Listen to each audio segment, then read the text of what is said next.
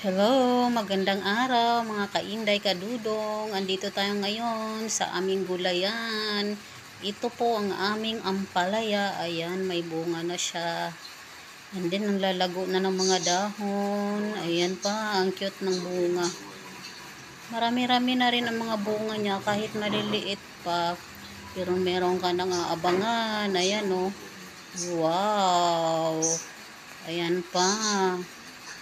Ang ating malunggay, malago na rin at lang tangkad, lagpas na sa pader. And then, ang ating talong, ang daming bunga.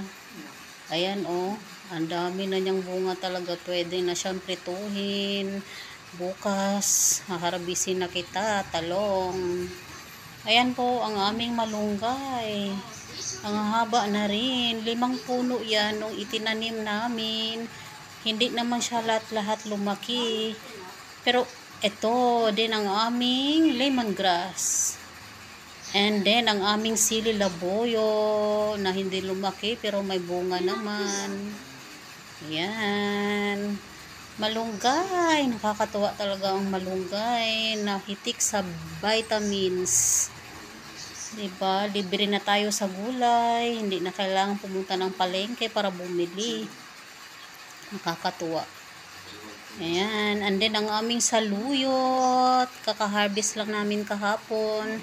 Hinaluan namin ng mackerel.